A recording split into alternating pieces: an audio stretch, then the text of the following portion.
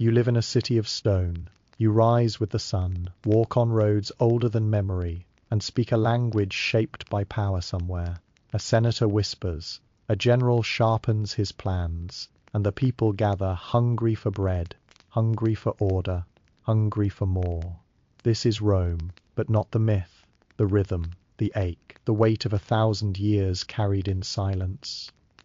This is the story of how an empire rose from smoke and hills, how it learned to conquer not just with swords, but with laws, marble, and fear, and how in time it unraveled, not all at once, but slowly like breath, leaving a body that had been strong for too long. Tonight we will walk through that story, not as emperors or historians, but as people who lived it, who heard the rumors, felt the roads shake, and watched the old gods fade. This is history for sleep. Settle in. Let the noise fall away. Let the past unfold slowly, one stone at a time. And if you close your eyes, you might just hear the city breathing. Let's begin. You can still hear the water. Before there were legions, before the gods had temples, before Rome had a name, there was just the river. Wide, slow, constant. The Tiber moved through the land like breath through a sleeping body. It carried silt and fish and memory, and the people who settled near its banks did not yet know they would one day be called Romans. They were just survivors. Shepherds, traders, runaways, families who built huts from reeds and dreams, too close to the marshes, too far from safety. But the river gave them something they couldn't find elsewhere. Water, food, and passage. The hills nearby offered shelter, not just from weather, but from each other. People had learned already that the world was not gentle, that those who lived without walls lived at the mercy of those who built them. So they chose a place not easily reached. A bend in the river, a slope with a view. They dug into the earth. They made fire. They waited for the seasons to return. No one called it a city. Not yet. But something in the soil held the weight of things. The ground beneath their feet would one day carry emperors, armies, poets, slaves. For now it held only footprints, and the sound of small voices speaking to each other across the morning mist. There were wolves too, not just in stories, real ones. They moved through the brush at night, howling just beyond the edge of the firelight. The people heard them, but they didn't run. They understood something the world would later forget, that fear and protection can sometimes wear the same face. Later, they would tell the tale of two brothers, Romulus and Remus, one who built, one who fell, raised by a wolf, shaped by conflict. They would say it was fate, that Rome began with blood, but here, in these first days, it was simpler. It began and fire and sleep taken lightly. The river gave them everything, and took too when it flooded. It swallowed the fields. When it ran low, it warned of famine. It listened to their prayers without answering, and still they stayed. They shaped the land until it began to answer back. Paths turned into roads. Huts turned into houses. Stones were laid with purpose, and the people, without knowing, stepped into history. They did not see an empire. They saw morning smoke rising from cooking fires. They saw children chasing birds between olive trees. They saw the river swell and fall again and again.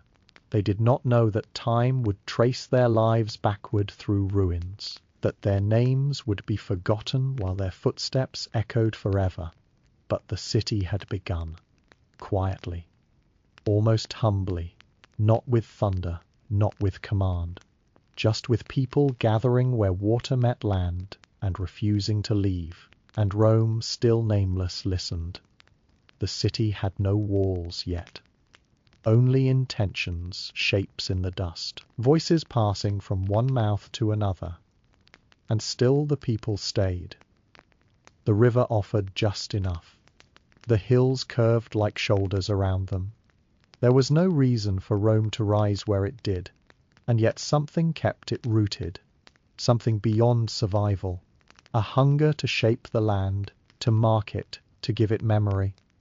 The stories came later, stories to explain that a god of war watched from above, that a she-wolf found the sons of a fallen princess and gave them her milk, that one brother killed the other, and from that murder a city was born.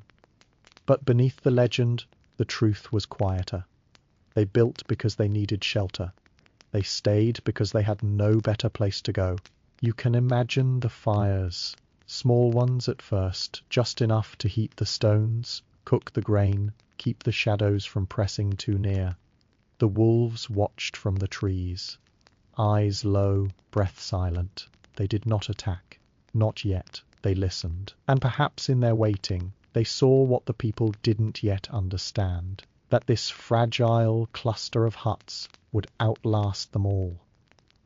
The first stones were placed without ceremony, not with triumph, but with tired hands, stones for drainage, for support, for holding the weight of walls that didn't yet believe they were permanent. But every stone set with purpose was a kind of defiance, a whisper into the future. I was here.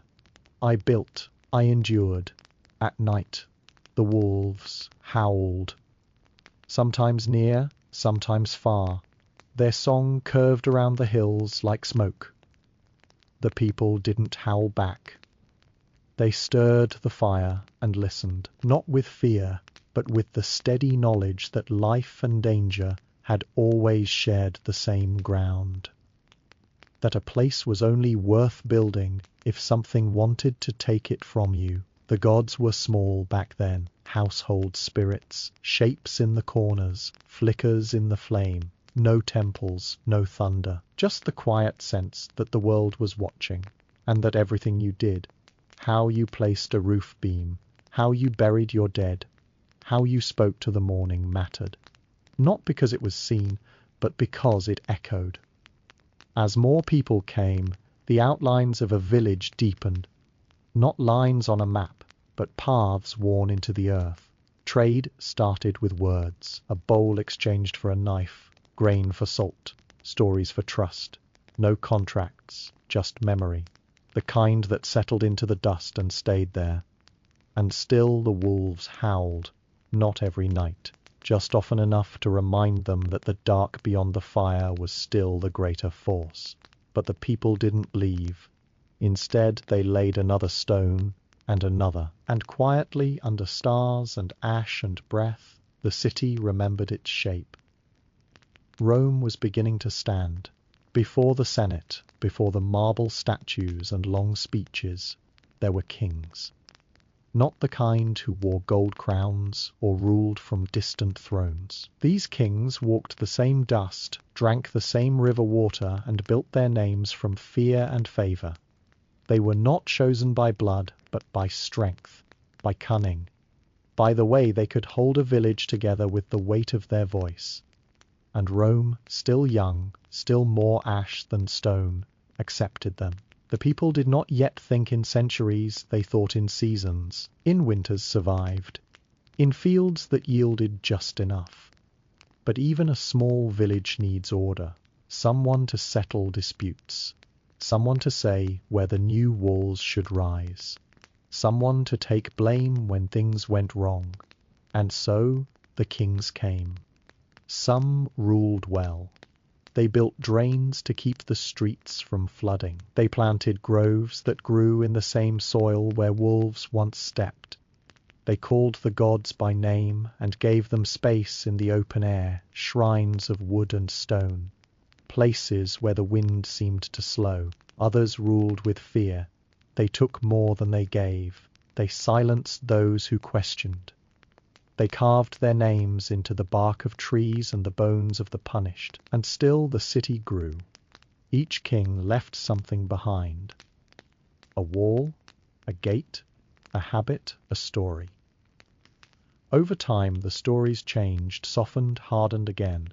A shepherd, king who listened to omens. A warlord who shaped law from chaos. a builder who drained the swamps beneath the future forum, a tyrant who learned too late that power hoarded is power feared. They were remembered not for how they lived, but for what survived them. By the seventh king, the air in the city had shifted. Rome was no longer a cluster of huts.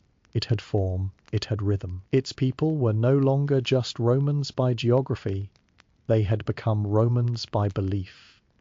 And belief once rooted does not like to be ruled too tightly, especially not by a king who claimed his place through blood and cruelty, not consent.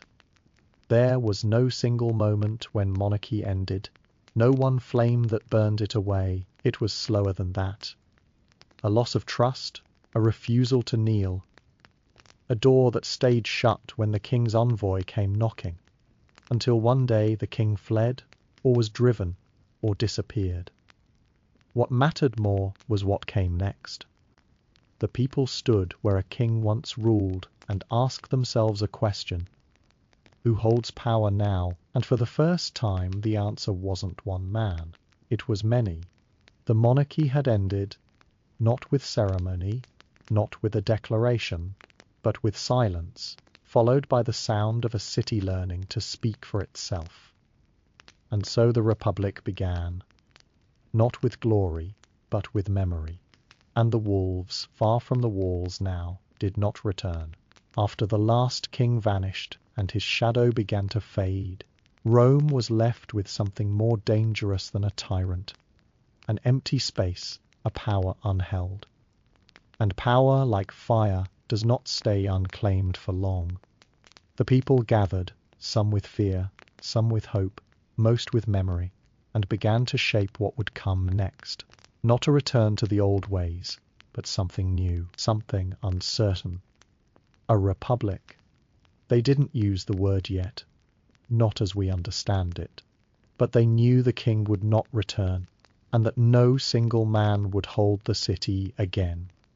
It started with two consuls, chosen by the people, or more truthfully, chosen by the few who had the right to speak on behalf of many. They would serve together, and they would serve briefly.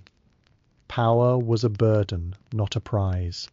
It was held like a hot coal, just long enough to shape, never long enough to burn. This was how Rome meant to keep itself safe. No more kings, no more crowns, just two men who agreed and argued in equal measure, who wore no gold and sat beside each other in a chair built for one. But the people were not one people. There were the patricians, the families who traced their names back to the oldest stones, who believed they had built the city with their own hands, even if those hands had not seen labor in generations. And there were the plebeians, farmers, craftsmen, soldiers, debtors, those who filled the streets but did not shape the laws. At first, the Republic belonged to the few. The Senate was theirs. The decisions, theirs. The silence of the others was expected. But silence, over time, grows heavy. There came a year when the plebeians had enough, not with riot, but with absence. They walked away, left the city, went to the hills, refused to fight Rome's wars or fill its markets. And Rome, hollowed by their absence, realized the truth. That power cannot exist without those who bear its weight. The patricians called them back, not with punishment, but with promise. And so began the long, uneven work of balance. The plebeians gained their own voice, a tribune sacred and protected, who could speak what others feared to hear. It was not equality, not yet, but it was a beginning. A recognition that Rome could not belong only to those who built temples and sat in marble halls. It had to belong also to those who paved the roads, who carried the grain, who bled in distant fields without ever seeing the Senate walls. And so the Republic grew, not from law, but from struggle, from protest, from the slow, unsteady rhythm of voices learning how to be heard. The king was gone, but his memory remained, not as a man, but as a warning. The people had taken back the city, not all at once, but enough to believe it might one day be theirs. The Republic had begun with arguments, not armies, with laws carved in bronze and promises spoken in public. But Rome was not made to stay still. It was surrounded by rivals, by threats, by opportunities too tempting to ignore. And soon it learned something that would shape it forever. That survival and expansion could look very much the same. It did not march immediately. It crept outward, inch by inch, hill by hill. A village was absorbed, then another, first by treaty, then by force. Rome did not yet think of itself as an empire. It thought only of protection, and protection, once stretched too far, becomes conquest. At first, these wars were close, fought in the same valleys where Roman herds once grazed. But every border pushed brought a new one to defend. The tribes in the hills did not yield easily.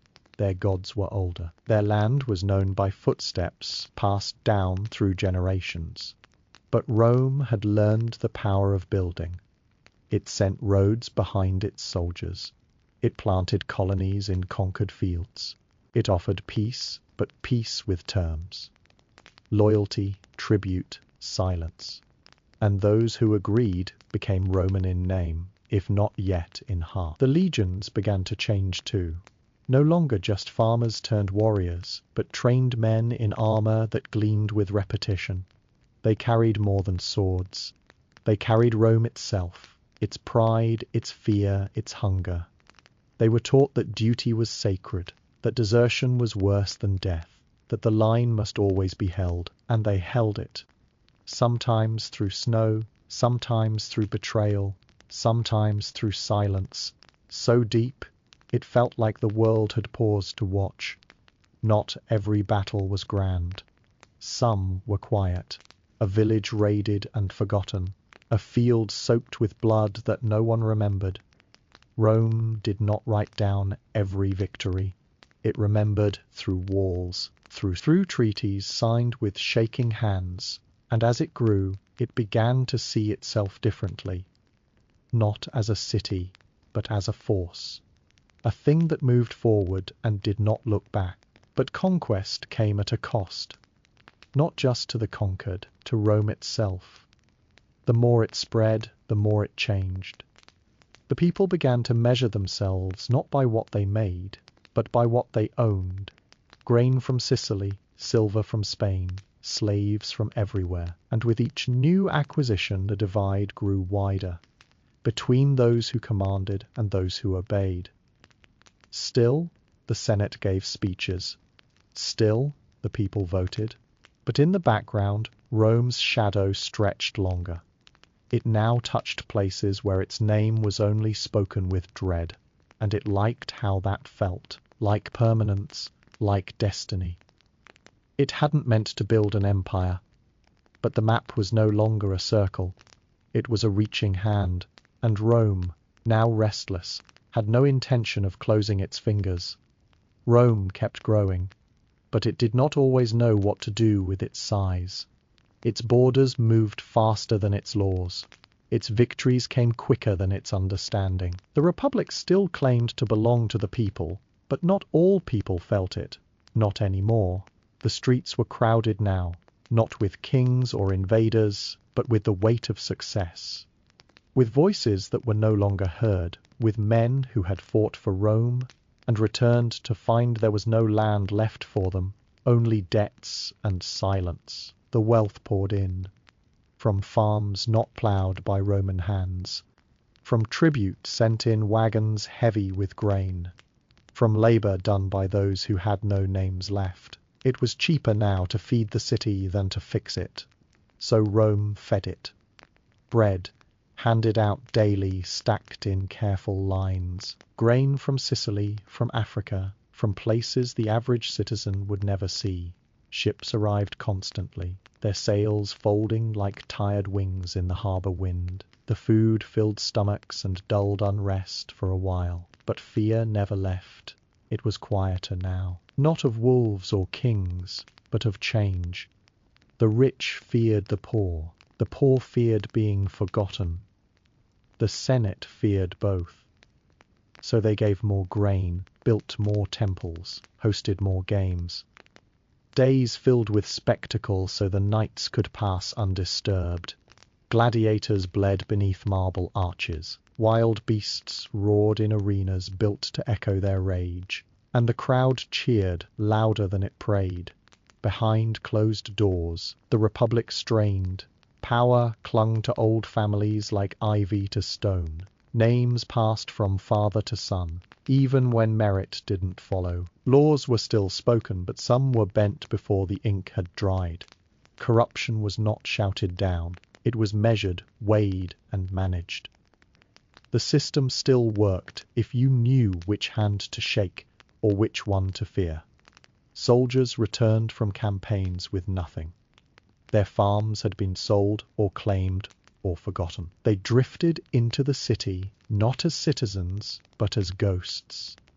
Rome fed them, but it did not see them. Not until they gathered, not until someone gave them a reason, a leader, a promise, a voice. And suddenly Rome remembered them too late. The streets were not just paved with victory, they were lined with cracks, the kind that hide under banners and bronze, that no one speaks of until they widen beneath your feet. Rome was rich now. Rome was feared.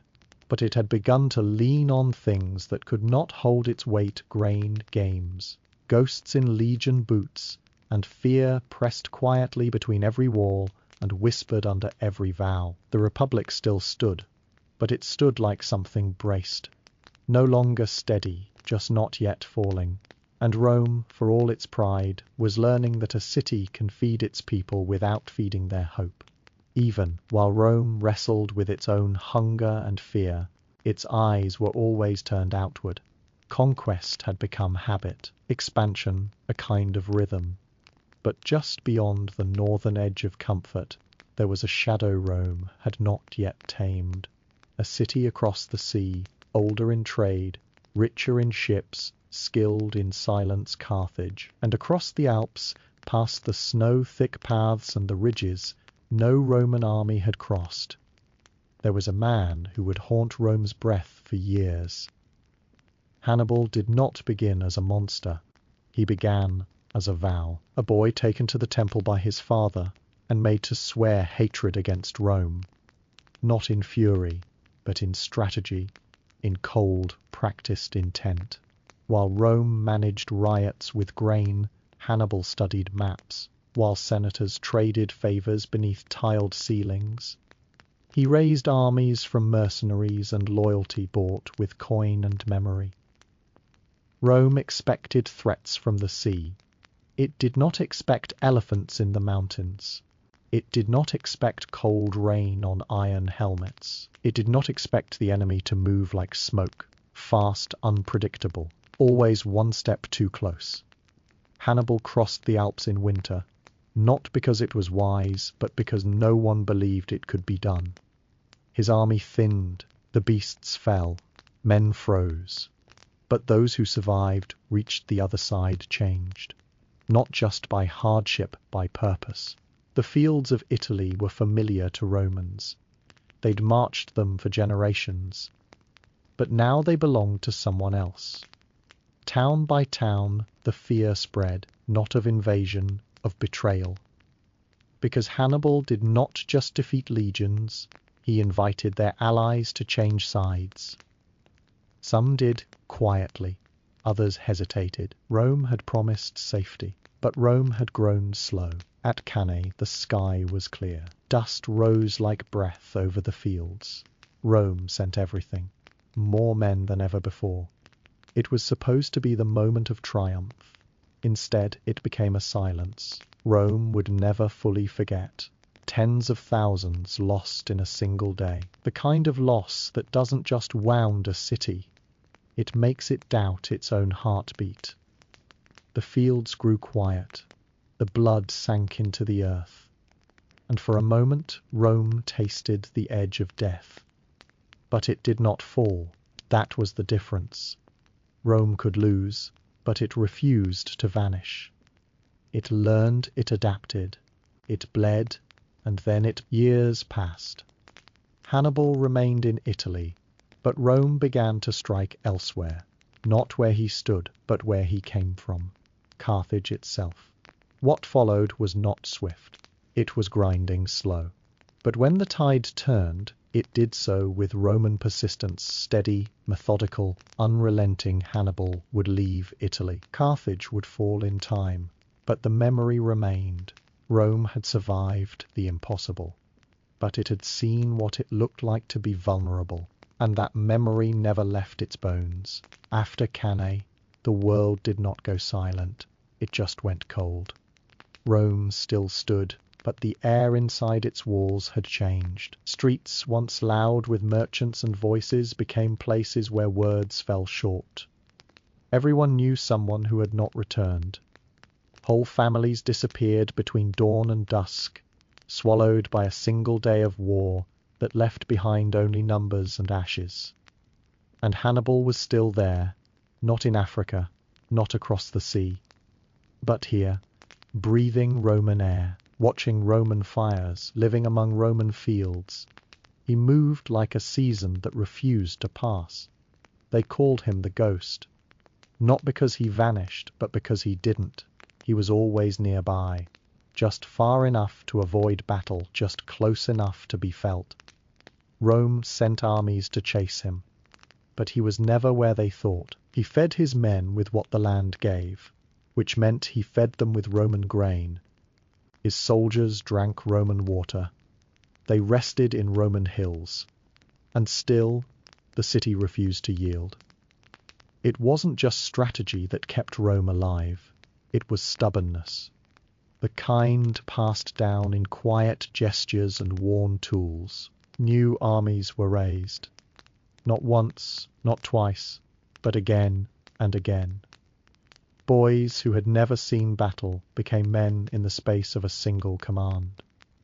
There was no time to mourn properly, not when the enemy lived among the vineyards, not when spring meant another season of fear. The winters felt longer now, not colder, just heavier. Fires burned lower. Rome was waiting for something to end, but didn't know what it was. Some prayed, others worked. Most simply endured because survival had become its own kind of resistance. Hannibal had come to break the city, but Rome had learned how to bend without falling. In time, the tide began to shift, not with a shout, but with a whisper. A general named Scipio studied Hannibal, not to outfight him, but to outthink him. He didn't meet the enemy in Italy. He crossed the sea instead. Went where Hannibal no longer was, to Carthage, to home.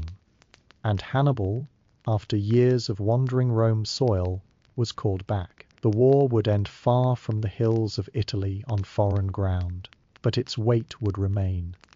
In the ruins of farms never rebuilt, in the empty corners of homes. In the silence that still followed the name Hannibal, even after his defeat. Rome had survived him, but it had learned something it would never unlearn. That the line between invincible and invaded was thin. That the coldest winters don't always come with snow. And that even an empire can tremble. The war was over. But the fear stayed longer, because Hannibal had crossed more than mountains. He had crossed into memory, and memory does not surrender. Years passed, but Rome never forgot. The fields grew again. The markets reopened. Children who had never seen Hannibal walked the same streets where his shadow once lingered. But under the surface something had changed. Rome had learned to fear, and in doing so it had learned to hate. The war was over, but the memory of it wasn't. And Carthage, still standing across the sea, still breathing, was proof that memory could outlive even peace. So Rome waited. It built. It watched. Carthage paid its dues. Its ports were busy, its citizens quiet. But to Rome, it was not enough. It wasn't just about tribute or treaties. It was about erasure, about finishing what had begun in fear. The Senate debated, but the decision had already been made in the hearts of men who had watched brothers die at Cannae. Carthage, they said, must be destroyed, not weakened, not humbled, erased. The war that followed was not like the ones before. There were no elephants crossing mountains, no long marches into the unknown. It was simple, direct, cold. Rome returned to Africa not with curiosity, but with finality. They surrounded the city, cut it off from land and sea, and waited. Inside, Carthage resisted for days, then weeks, then years. People fought with the same desperation that once saved Rome. When the walls finally broke, the end was not swift. Rome poured through the streets like fire, block by block, house by house. No statue was spared, no altar left standing. The temples fell, and with them the voices of a city that had once dared to challenge the center of the world. The final fires burned for days. Salt was said to have been scattered across the soil, though history doubts the details. Still, the meaning held. Nothing would grow there again. And Rome in that moment became something else. It had already built an empire, but now it understood how to destroy one. Not just with war, but with will, with endurance. With silence so absolute it became policy. Carthage was not just defeated, it was unremembered. Erased, not because it was strong, but because it had once made Rome bleed. Back home, the senators walked taller. The generals rode through streets, lined with garlands and cheers. But something darker settled beneath the marble. The Republic still spoke of law, of order, of virtue. But the fire that burned Carthage had touched it too. Rome had hardened. Its victories no longer felt like defense. They felt like fate. No one spoke of mercy. No one needed to. And in its absence, Rome found a new certainty. That it was not just destined to rule, it was meant to decide who could exist and who would be forgotten. Carthage was ash, but Rome did not slow. Its power stretched wide now, past rivers it had never named before, past mountains once thought impassable. The world bent toward it, gold flowed in, marble replaced mud brick. Roads stitched the land together like veins across a vast and waking body. And at the center of it all, the city swelled. But for all its marble and pageantry, Rome had grown heavier. Wealth didn't bring peace, it brought cracks. Quiet ones at first, then louder. The kind that split from within. The Senate still met, still spoke of order, still carved decisions into the stone of law. But the city outside the Senate's walls was shifting. Grain was cheap because it was stolen. Land was scarce because it was taken. And the promises once made to the men who bled for Rome, the citizen soldiers, the farmer, legions begun to fray. They came back from war, not to honor, but to eviction. The land they'd fought for no longer welcomed them. It belonged now to the rich, the connected, the ones who'd stayed behind, to quiet them. Rome gave them bread. Daily free, long lines in the early light, where men stood shoulder to shoulder, not speaking, waiting for their share, and games lavish, brutal, constant. Gladiators fighting beneath columns that reached for heaven, chariots thundering past crowds drunk on dust and wine. Rome didn't fix its wounds, it distracted them, and for a while it worked. But there were men who saw the fracture, who tried to stitch the wound before it deepened. The Gracchi brothers, first Tiberius, then Gaius, born of privilege but not blind to injustice. They spoke of land reform, of limits on wealth, of rights returned to those who had been promised more than bread. They did not call for war, they called for repair. But repair in a city hardened by power was seen as a threat. Tiberius died in the streets, beaten to death with broken benches. Gaius followed not long after. Their reforms faded. Their warnings echoed only briefly. The Senate stood a little taller. The games grew louder. The people, tired of hope, returned to waiting. for bread, for spectacle, for anything that might feel like purpose. But something had changed. The violence that ended the Gracchi wasn't hidden. It was public. It was accepted. And once a republic learns it can silence with blood, it becomes harder to govern with reason. The rules were still in place, but now they could be broken, and Rome, beneath its statues and its civic pride, began to understand that the line between law and survival had grown thin. The promises that once held the republic together were no longer honored, only repeated. And repetition, no matter how elegant, cannot stop what has already begun to split. Rome was still rising, but now it did so with a limp. The republic was cracking, but not all at once. From a distance, Rome still looked eternal. The aqueducts still poured water into fountains. The temples still echoed with footsteps and prayers. Senators still argued in the open air, robes clean, voices measured. But something had shifted in the rhythm of power. It no longer lived only in law. It lived in the camps, in the loyalty of soldiers, in the boots that crossed borders and the banners carried by men who had seen the edge of the known world and returned changed. The Republic had once feared kings. Now it feared generals. It began quietly. Victories piled high. Enemies fell. Provinces surrendered. But when the generals came back, they brought more than triumph.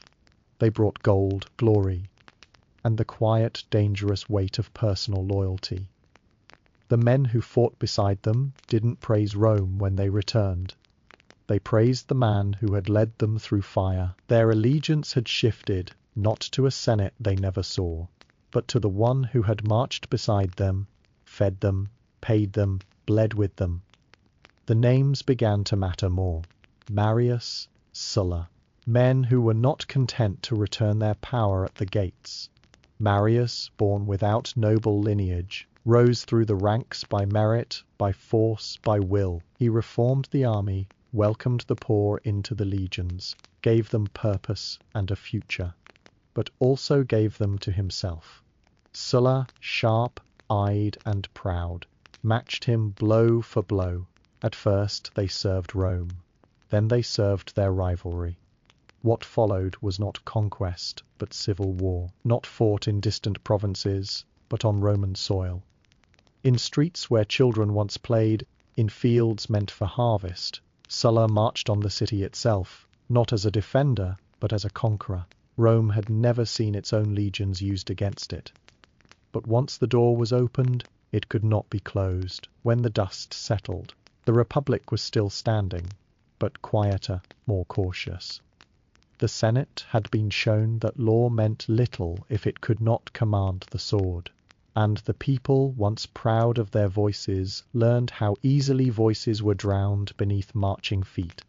The generals returned again and again, each louder than the last, each more certain that Rome could not live without them, and each more willing to test how much power could be taken before the city said no. But the city rarely said no. It watched, it waited. It tried to preserve the shape of the old ways even as the heart of those ways hollowed out. Rome had not fallen. Not yet.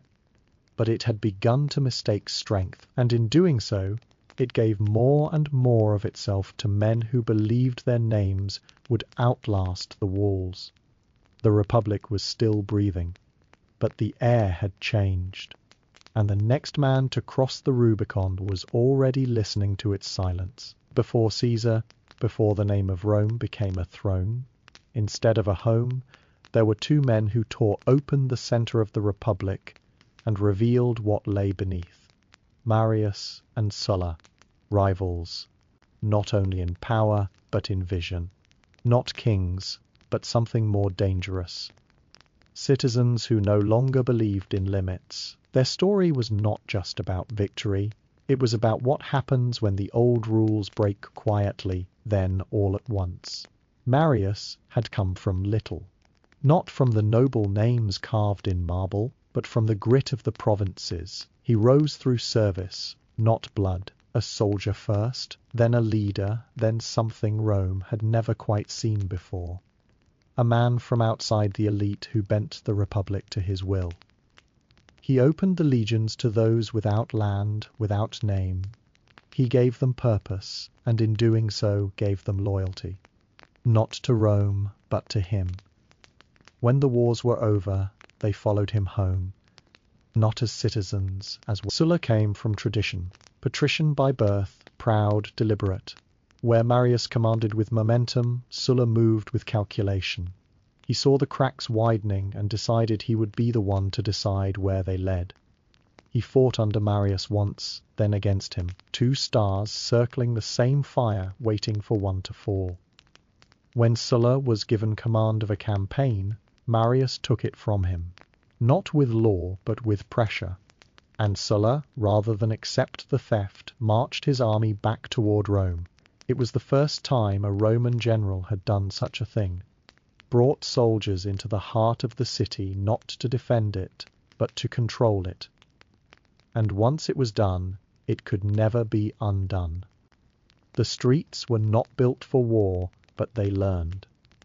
Sulla took the city left, then returned again, this time as a dictator in name, not just in practice. Rewrote the laws, said he would restore the Republic by breaking it just enough to rebuild. And then, astonishingly, he stepped down, walked away, retired to a quiet villa with wine and memory. But nothing returned to what it had been. Marius died bitter, half victorious, half forgotten. Sulla died proud, believing he had saved something that was already slipping from his grasp. And the Republic, still standing, was no longer whole. It was a body stitched together with old cloth and fresh wounds. The names of these men lingered not because they ruled forever, but because they proved that the rules could be bent until they snapped, and that once a man learned to march on Rome, others would follow. The next generation had been watching, listening, learning, and somewhere in the noise that followed, the future was waiting with a quiet smile and a sharper knife. Rome was no longer afraid of kings. It had begun to create them. The men who came after Marius and Sulla did not forget it could be marched with seized, worn-like armor. And once the door to violence had been opened inside the Republic, it never truly shut again. The streets remembered the sound of boots.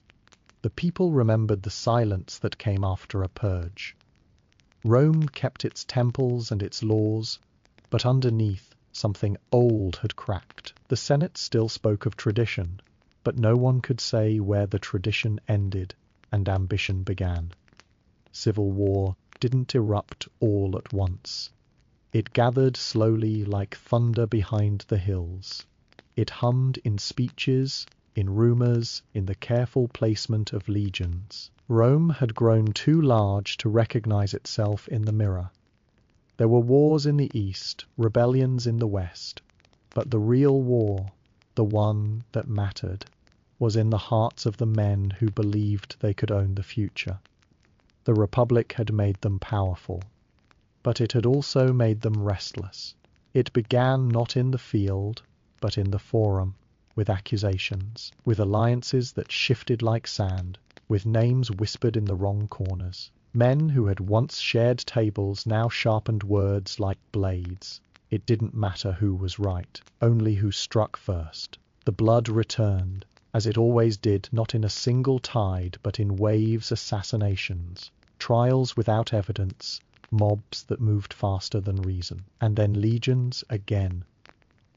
Rome, the city, became Rome, the battleground. The stones that once echoed with prayers now rang with screams.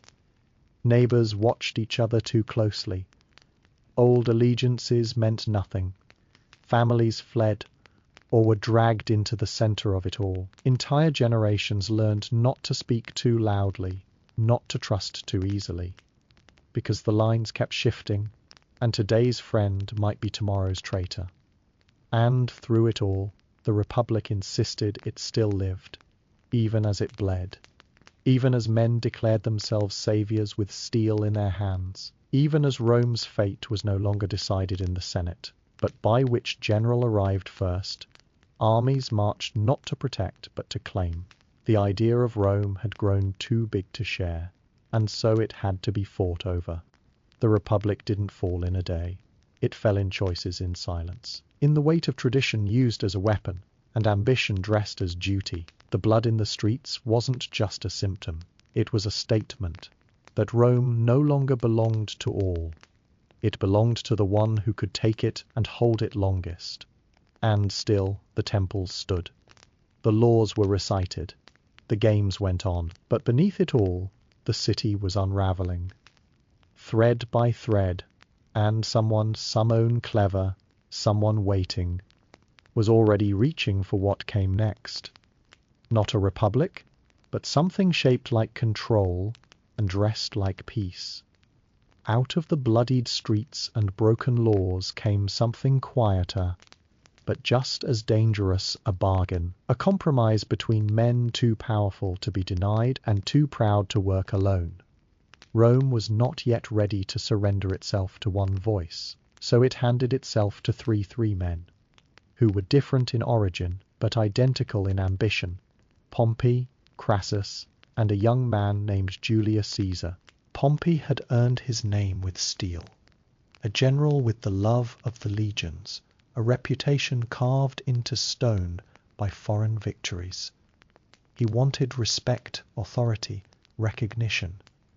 He had been loyal to the Senate, but only so long as it served him. Crassus, in contrast, had bought his power. The richest man in Rome, he had grown his fortune in shadows, through fire, through debt, through silence. He was not beloved, but he was feared, and he knew that gold could make a man equal to any general. Then there was Caesar, not yet the figure carved into coins, not yet the name whispered in centuries. At this point, he was simply clever, charming, sharp with both word and timing. He came from old blood, but not from influence. He had watched Rome unravel from a careful distance, learning where the cracks lay and how to move between them. And more than anything else, he knew how to wait. Together, these three formed what the people would later call a triumvirate, not an official position, not something written into law, just an understanding. They would share power, protect each other, and shape Rome from within. While the Republic still spoke of liberty, these three divided it like spoils. Pompey had the army, Crassus had the money, Caesar had the people. And for a brief moment it worked. But ambition does not share well. Crassus wanted glory of his own, not in Rome, but in the East, where riches and legends waited. He marched toward Parthia with dreams of conquest, but dreams die quickly in foreign deserts. Crassus fell, his army broken, his pride undone by his need to prove himself more than wealthy, and with him gone the balance tilted. Pompey and Caesar now stood facing each other, friends in name, rivals in everything else. Pompey had the Senate behind him now, but Caesar had the loyalty of legions and the quiet momentum of a man who had already begun to outgrow the game. He had spent years in Gaul, far from the politics of the city, but closer to power than ever before. He had conquered tribes, built roads, and written his own victories into history. Rome watched them both, not with hope, but with held breath. It had seen this pattern before: power concentrated, then cracked open. But this time felt different, more certain, more final. One of them would be left standing, and when he stood, Rome would no longer be shared. The Republic was still breathing. But its breath was shallow, and the next decision would be made with marching feet. There are moments that change everything, but only look important in the silence that comes after. At the time, it was just a river, shallow, cold, cutting a thin line between the province Caesar governed and the Rome he was forbidden to re-enter under arms. He stood there in the dark, surrounded by men who had marched with him through snow and slaughter, men who called him general, not dictator. They waited. The river didn't speak. It only moved, quiet and constant, like the law it represented. To cross it was to break something sacred, to step beyond negotiation, to end the question of who Rome belonged to by removing the question entirely. Caesar knew that was the difference. He didn't stumble. He didn't rush. He stood on the bank with history pressing in from all sides and then stepped forward. The phrase came later, crossing the Rubicon. But in that moment, it wasn't a saying. It was a choice made with full knowledge that the Republic would not survive it unchanged. The river behind him stayed still, but Rome did not. Pompey fled. Not because he was weak, but because Caesar had moved first. And in Rome, timing was a weapon as sharp as any blade. The Senate scattered, not in chaos, but in recognition. They had seen what came of hesitation. Caesar entered the city not like a conqueror, but like a man returning home to a place that had long since forgotten how to belong to anyone. There were still speeches, still orders written on parchment, still claims that the Republic could be restored if only the right man surrendered. But no one truly believed that anymore. Power had left the chambers of marble and followed the legions. The Republic had rules, but they now read like old songs, familiar, beautiful, but sung in a language no one spoke aloud. Caesar pursued Pompey across the known world. Greece, Egypt, the distant corners of control, where the old order still tried to plant its feet. Battles were fought, some swift, some desperate. Pompey was defeated, not dramatically, not at the gates of Rome, but quietly, far away, in a place whose name would not matter as much as the result. He was murdered not by Caesar, but by those who hoped to please him. They thought it would earn them favor, but Caesar, upon seeing his rival dead, is said to have wept. This was not the Rome of his youth, not the Republic he had studied. It had broken under the weight of men like himself, ambitious, brilliant, impatient. And now it rested on one set of shoulders. The Rubicon had been crossed. Not just by Caesar, by Rome itself. There would be no return to the old ways. The river was still there, but it no longer marked a boundary. It marked a beginning and a slow, inevitable end. Rome had stopped pretending. The old names still held their places, consul, senate, tribune, but the weight behind them had shifted. They floated now, hollowed and distant, like shells left behind on the edge of something greater. The Republic had not fallen in battle. It had faded, quietly beneath the certainty of one man's presence.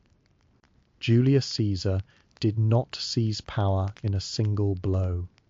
He simply accepted what others had grown too tired or too afraid to hold.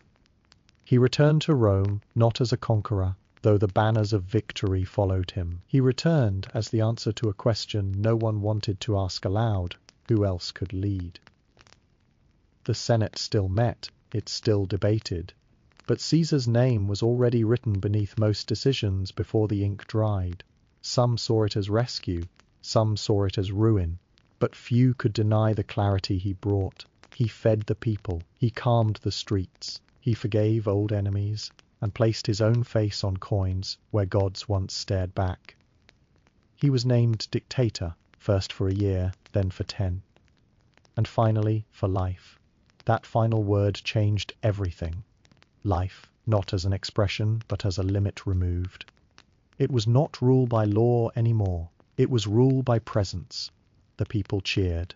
They had bread, games, peace. After years of civil war and endless uncertainty, one man who could promise tomorrow seemed like a gift, even if that promise came with shadows. Caesar didn't rule through cruelty. He didn't need to. He ruled through inevitability, through the quiet understanding that resistance no longer led to restoration, but to irrelevance. Those who loved him said he saved Rome. Those who feared him said he smothered it.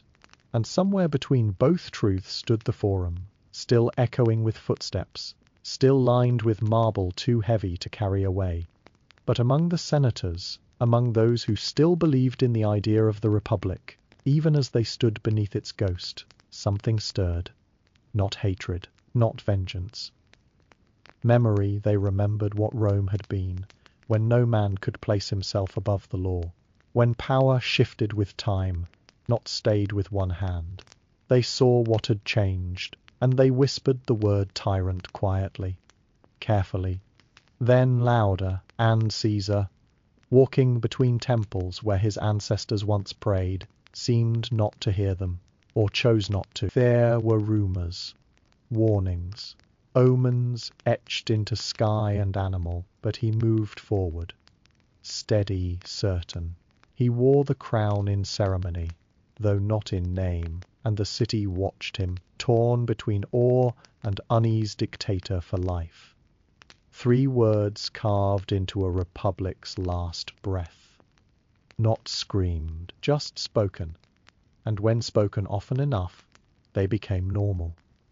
But the blades had already begun to sharpen, not in war camps, in the heart of Rome among friends, and history, like a shadow on the stones, was beginning to lean forward. The sun rose slowly over Rome on the 15th day of March. There was nothing unusual in the light. The sky was calm, the streets half stirred. But beneath the marble, something had already shifted. It had been moving for weeks, through conversations left unfinished, through glances passed across columns, through hands brushing the hilts of knives hidden beneath robes. The city did not know yet, but history was already tilting. The Ides of March was not born in blood. It began in silence. Caesar woke perhaps later than usual. There are stories of warnings, of dreams that shook the night, of birds flying in the wrong direction, of a wife who begged him to stay home. But Rome moved forward with or without omens. Power does not pause for superstition, and so he dressed, not as a tyrant, as a leader, as a man called to speak once more, in the place he had reshaped with his will. The Senate waited. Not all of it, just enough. The conspirators, men who once called him friend, men who owed him their careers, their titles, their peace, had made their choice.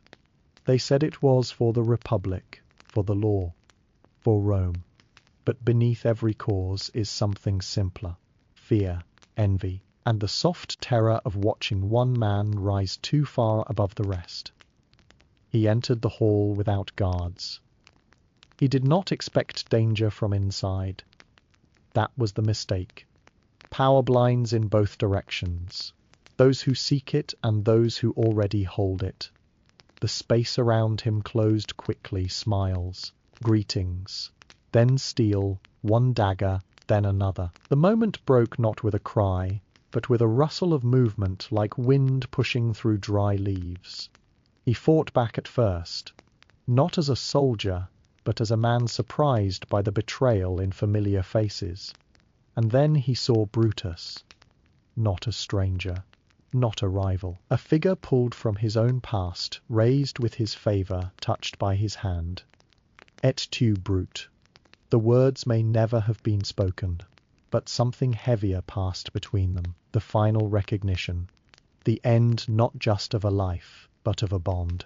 When it was done, the floor of the Senate was red. The body that had ruled the known world lay still. No crown, no last speech, just breath, leaving slowly into the air. Outside, Rome paused, not in grief, in confusion. The liberators expected celebration.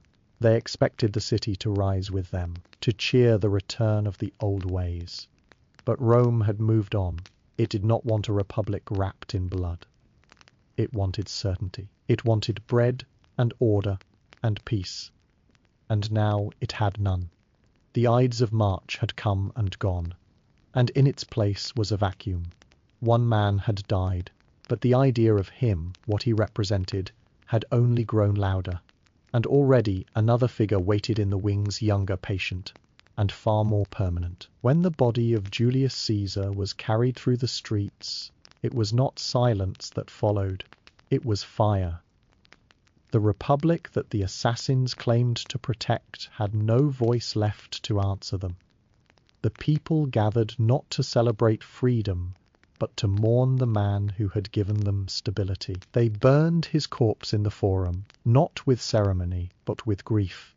The flames licked the sky, and with them rose the smoke of something older, order unraveling. And from the ashes of one man, another began to rise. He was young, barely 20, pale, thin, with none of Caesar's physical presence, none of his legendary charisma. Octavian. That was the name he had been born with. Gaius Octavius, a boy from a family on the edge of power, not destined to rule. Not until Caesar had adopted him, quietly, in his will. With one signature, he became Gaius Julius Caesar Octavianus. The name was more than honor. It was a weapon, a symbol. And symbols, when handled carefully, become crowns. No one expected him to matter. Not the Senate. Not Antony, Caesar's trusted general who believed himself the natural heir. Not the men who had dipped their hands in Caesar's blood and assumed the world would thank them. But Octavian moved carefully. He called for justice, not vengeance. He spoke softly, but with the full weight of Caesar's name behind him. He promised nothing radical, just order, stability. Rome without fear, and the people listened. At first, he shared power. Antony, Octavian, and Lepidus formed another uneasy trinity. A second triumvirate carved from convenience. But Octavian was not Caesar. He did not rush. He waited, watched. Where others led with pride, he led with patience. And when the time was right, he turned against them, one by one. Lepidus faded quietly. Antony did not. Aligned with Cleopatra, Queen of Egypt, Antony chose passion over politics, the East over Rome. It was a mistake Octavian would not forgive. Their armies met at sea. At Actium, the battle was long, the outcome inevitable. Antony fell, Cleopatra followed, and Octavian returned to Rome alone. He did not declare himself king. Rome still hated the word. Instead, he offered restoration. He gave power back to the Senate, then watched as it was handed to him again, willingly, gratefully, as if the illusion of the Republic was comfort enough. In return, they gave him a title, Augustus. Revered one. He accepted it with humility, even as he became something the Republic had never imagined. Not a tyrant, not a dictator, but the first emperor, heir by name, master by design. The war was over, and the empire had begun.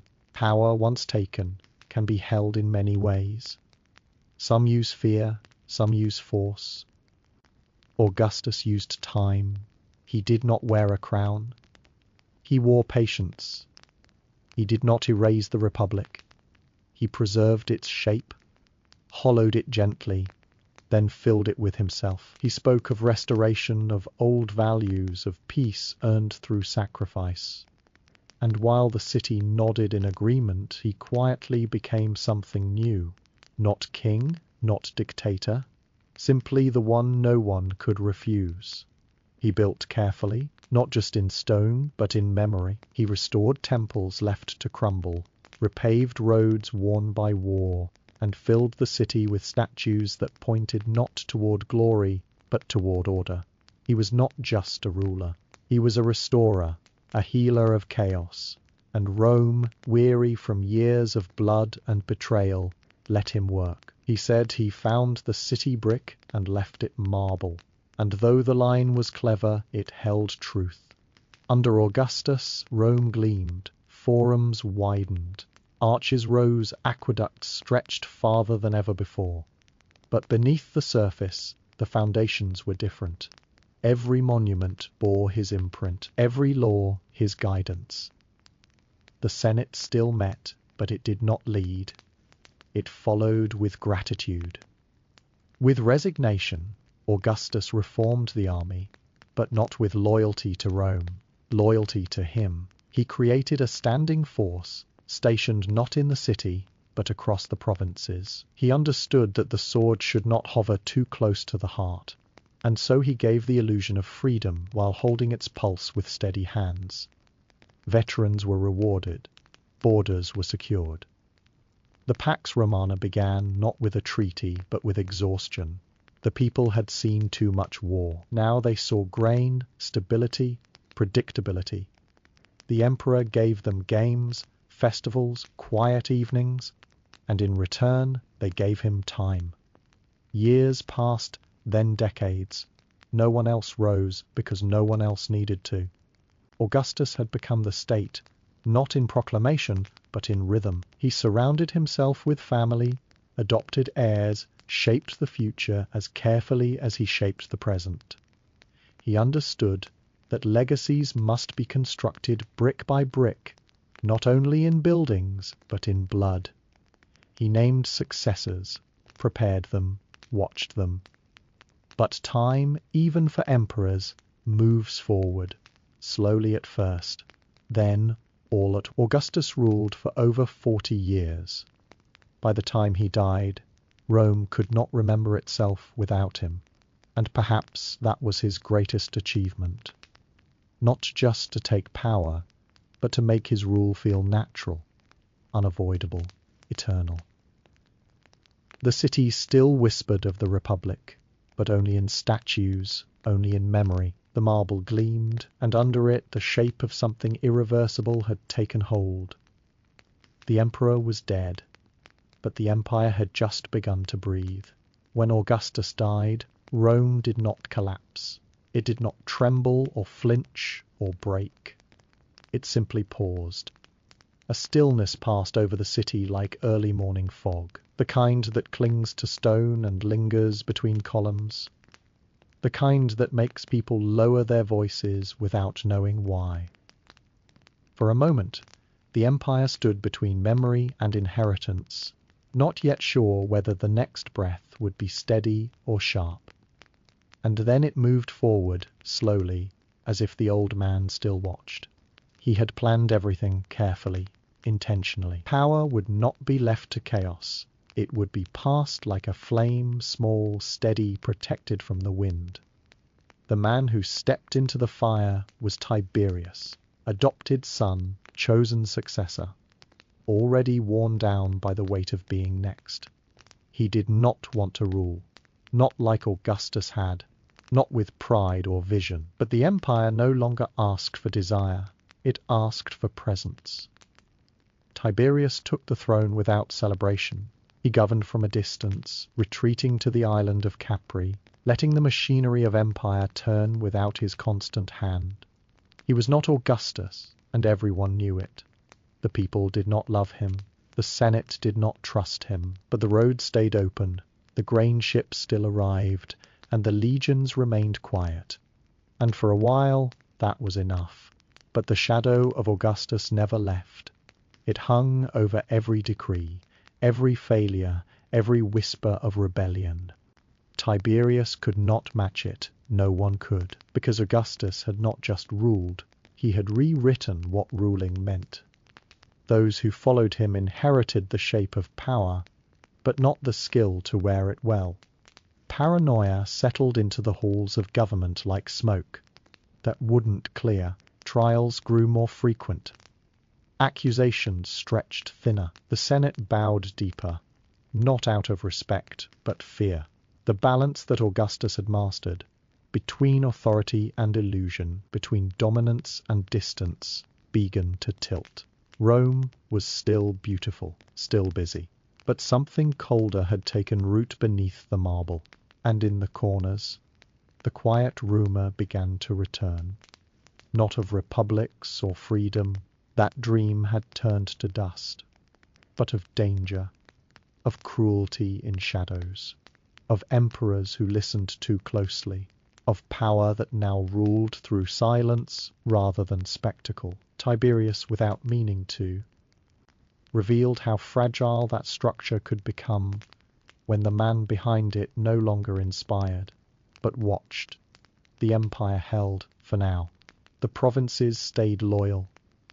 The borders did not yet crack, but Rome had entered a new season, one where the weight of legacy pressed harder than the comfort of peace. The gods still stood in their temples, the coins still bore familiar faces, but the light that had once led the way was gone, and in the dimness left behind, new figures began to take shape, some bold, some broken, and none ready to live without the shadow.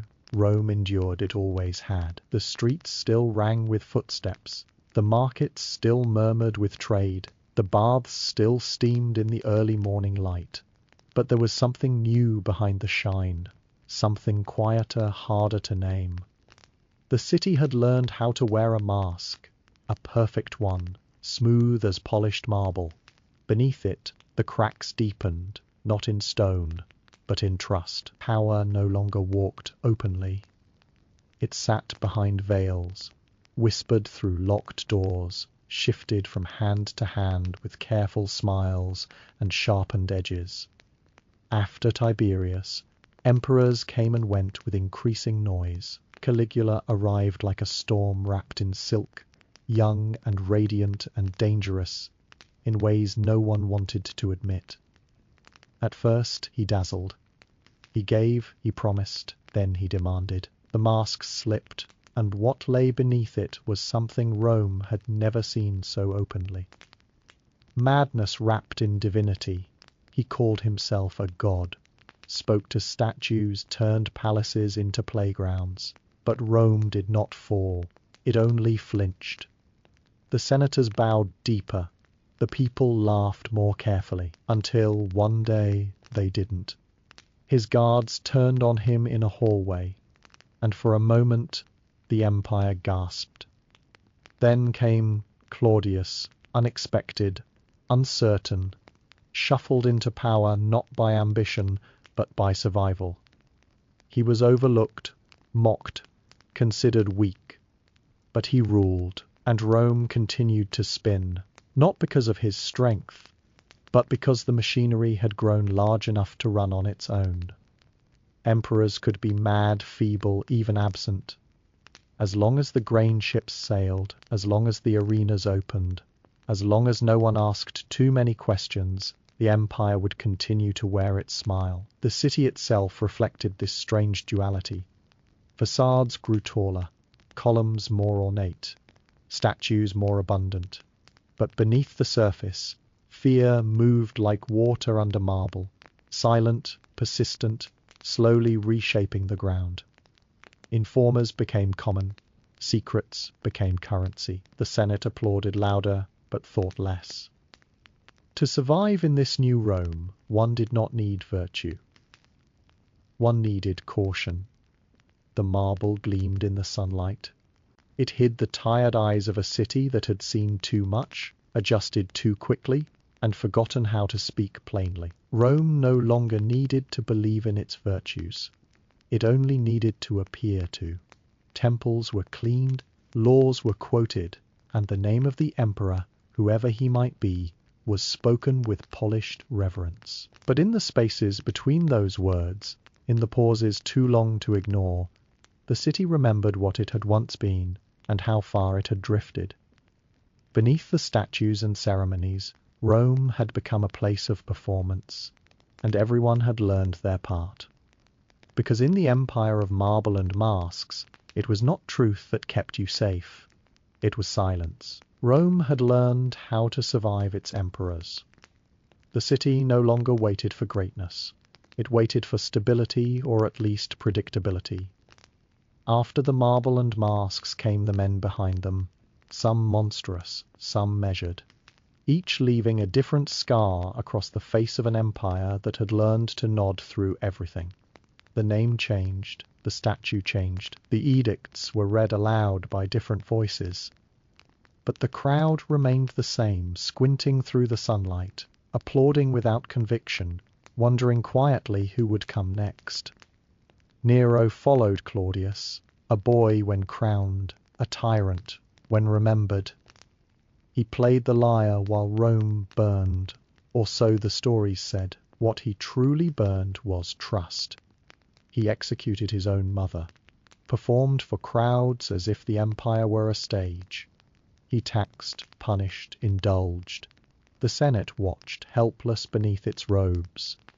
The people whispered, not in defiance, just weariness. Eventually his name became too heavy to bear, and even his guards turned from him.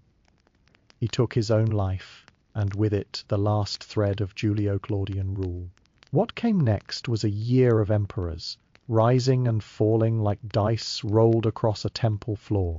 Galba, Otho, Vitellius, each holding power briefly, each crushed by the same machine that had raised them. The empire had become too vast for uncertainty. It needed a hand that could steady it, not entertain it. That hand arrived in Vespasian. A soldier, not a philosopher. A man of rough edges and firm sense. He rebuilt not just buildings, but expectations. He brought back order, not through vision, but through discipline. Where Nero had dazzled, Vespasian built. Where others postured, he prepared. He began construction on the Colosseum, not for glory, but for the people, to distract, to gather, to bind. And for a time it worked. His sons followed. Titus, remembered for compassion in the face of disaster, plague, fire, eruption, and Domitian, remembered for the weight of his shadow. Domitian demanded fear, not love. He ruled by suspicion. He watched. He punished. And though he brought peace to the borders, he brought silence to the city. When he died, stabbed in his chambers, the Senate did not mourn. It exhaled, and so the pattern deepened. Emperors came with different faces, different voices, but always the same crown heavier with each hand that wore it. Rome had learned that it did not matter if a ruler was wise or cruel, beloved or feared, so long as he kept the wheels turning, taxes collected, roads repaired, bread delivered. The emperors who followed did not always inspire, but they endured, and Rome, dressed in stone and ceremony, endured with them. The city had stopped dreaming of republics. Now it dreamed only of peace, of calm, of tomorrow not being worse than today. The names changed, but the empire kept breathing, because it had learned, above all else, that it could survive almost anything, even its own reflection. Rome, from a distance, still looked eternal. Its domes caught the sun, its aqueducts stretched like stone arteries across the land. Markets bustled, marble gleamed, statues stood watch, unblinking. But inside the walls, where the shadows lengthened and silence crept between the columns, the air grew tight. The golden roofs shone brighter than ever, but beneath them, something old had begun to stir. It was not rebellion, not yet. It was erosion. The slow, invisible kind, the kind that begins with whispers and ends with collapse. By now, the empire was no longer just Rome. It was a skin stretched thin across continents. From the cold shores of Britannia to the dry sands of Syria, soldiers kept watch, governors passed decrees, and merchants moved with purpose. But each province had its own needs, its own fears. The center could not hold everything at once. The weight pressed in, taxes grew, borders strained, the legions moved farther and farther from the heart, and each time they returned, they felt a little less Roman. Inside the city, the divide widened.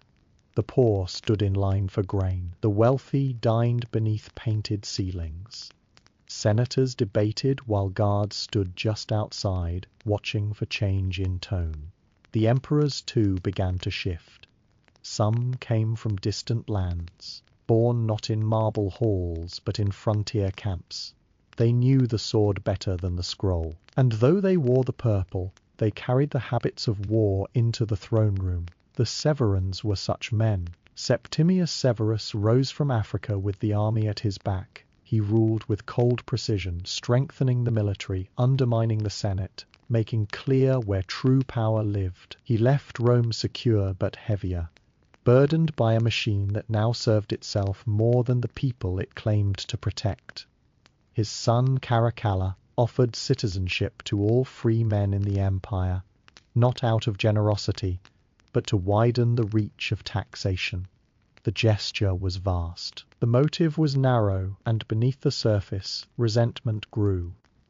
Not loud, not yet, but present in every exchange, in the faces of farmers who paid more and received less, in the eyes of governors forced to balance loyalty with survival, in the hands of soldiers who knew their service was valued more than their lives. Rome still functioned. It still celebrated. But it no longer trusted. Every triumph felt like a distraction, every statue a cover. The empire had reached a point where grandeur became a kind of denial. The fires did not burn in the streets. They burned behind doors, quiet ones, political ones, fires of uncertainty, fires of decay. The roofs stayed golden, but gold once bright can dull. And beneath those gilded ceilings the floor had begun to tremble, not from footsteps, from something deeper and slower, something Rome, for all its glory, would not be able to ignore forever. As the empire strained under its own size, the heart of Rome beat on, less out of strength, more out of habit. The city was still a marvel. Its columns stood tall, its plazas wide, its temples clean. But beneath the splendor, the rhythm of daily life had shifted. Purpose had grown thin, voices more cautious. The weight of empire no longer lifted the people. It pressed them down gently, keeping them still. What remained was survival, and to survive in Rome, one needed only two things: bread and spectacle. The state understood this, had understood it for generations. Bread for the stomach, spectacle for the mind, feed the people, distract the people, keep them fed, keep them entertained, and they would not ask too many questions. The grain dole was routine now, public distribution, free and regular, a line of citizens that stretched through the city like a river of quiet need. They did not cheer when they received their portion. They did not complain when they waited. They simply accepted. Because in a city this vast, silence was often safer than memory. And then there were the games. They were not rare, they were not occasional, they were constant. Gladiators clashed beneath soaring arches, bodies thrown into motion and blood, cheered by thousands who had seen it all before.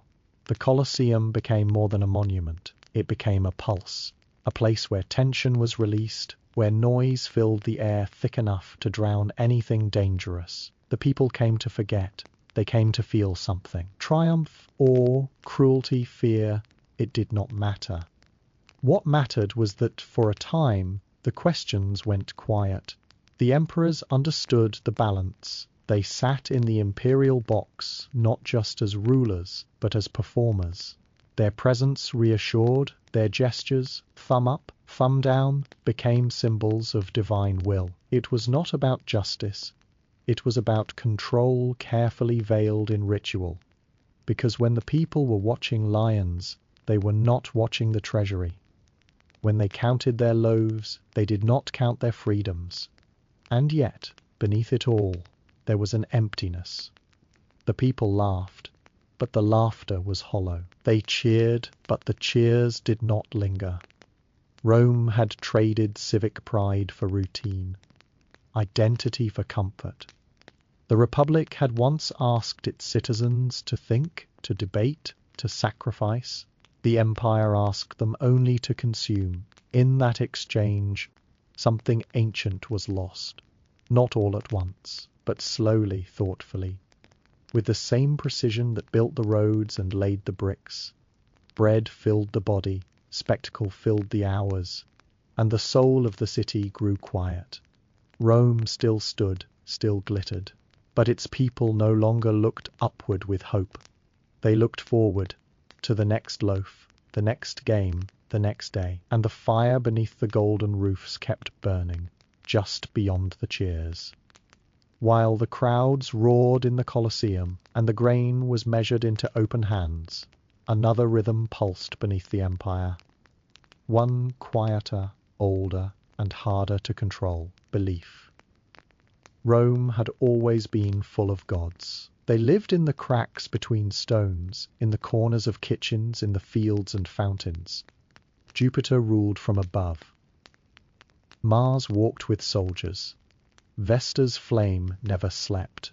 But belief in Rome had never just been worship. It was structure, loyalty, a way to belong. The state and the sacred were never far apart. To honor the gods was to honor Rome. To skip a sacrifice, to question a rite, to worship too differently. These things could unmake your place in the order.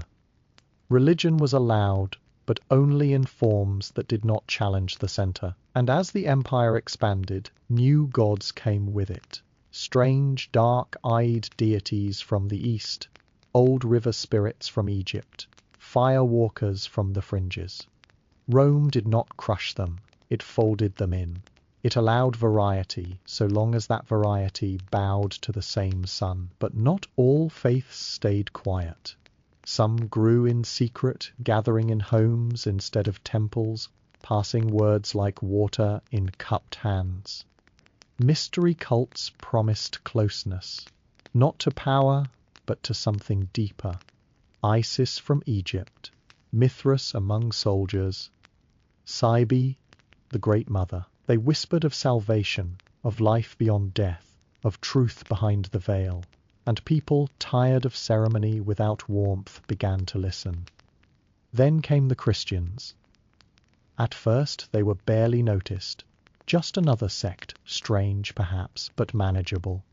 They had no temples, no idols, just words and rituals shared in private. But they refused to worship the emperor, refused to offer incense at public altars. Not out of rebellion, but conviction. That was what made them dangerous. Not their numbers, their refusal. Rome could tolerate many things, but not defiance wrapped in faith. So the Christians were watched, then warned, then punished. Not always, not everywhere. Persecutions came like weather, stormy under one emperor, calm under the next, but they came, and each time they strengthened what they tried to silence. The old gods still stood, carved in marble, crowned in laurels. But something had shifted. Jupiter no longer felt present. Mars grew quiet. The temples echoed too loudly. Faith had become habit, ceremony. And people, though they bowed, began to look elsewhere for meaning. The empire had built itself on inclusion, but belief, true belief, cannot be managed like borders. It moves through cracks. It listens only to what the heart refuses to forget.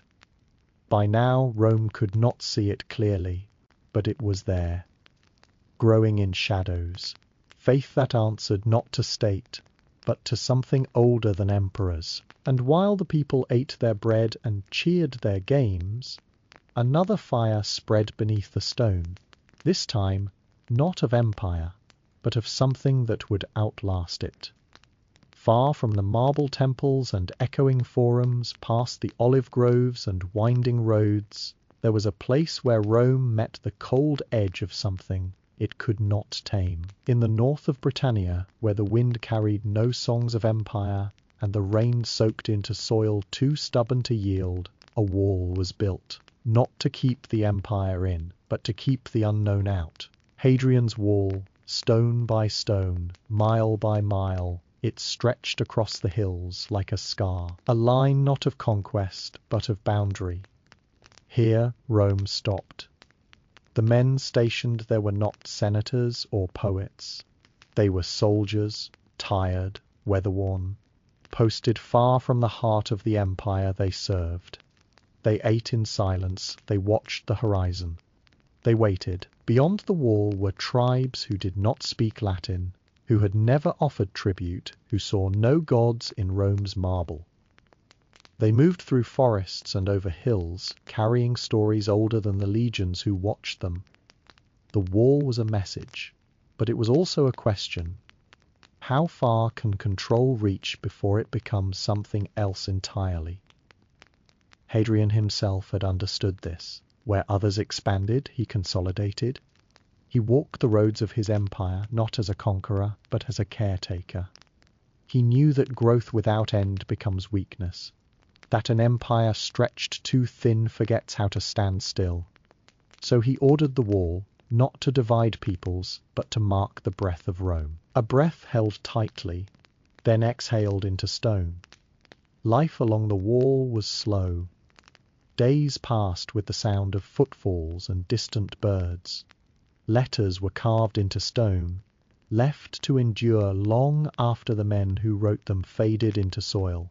In the fortresses, oil lamps flickered, warming hands that dreamed of southern sun. The empire promised order, but offered distance. These soldiers knew they would not return to the heart. Their duty lay here, in the damp, in the dark, in the space between known and unknowable. And yet the wall did not just divide, it connected. Traders passed through its gates, messages moved along its paths, cultures met at the margins, exchanging goods, glances, warnings. Rome did not erase what lay beyond, it learned to live beside it.